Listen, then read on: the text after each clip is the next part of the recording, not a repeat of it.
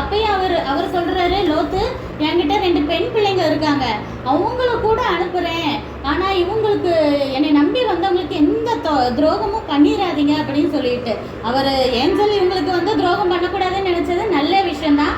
ஆனா பெண் பிள்ளைங்களை கொடுப்பேன்னு சொன்னது அது சரி கிடையாது. சரிதானே?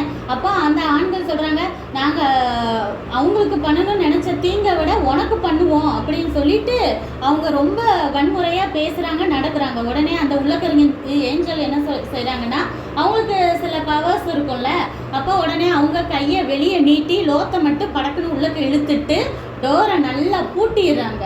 அந்த கதவை யாருமே திறக்க முடியாதபடிக்கு. சுற்றி இருக்கிற மக்களுக்கு என்ன செய்றாங்கன்னா, குருட்டாட்டம் பிடிக்க வைக்கிறாங்க.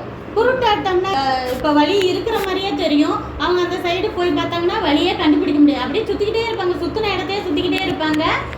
வழி தெரிஞ்ச மாதிரி இருக்கும், ஆனால் வெளியே வரவே முடியாது. சரி, அந்த சில பஸ்ஸஸ்லாம் இருக்கும்ல இந்த கேம்ஸ்லலாம், அந்த மாதிரி.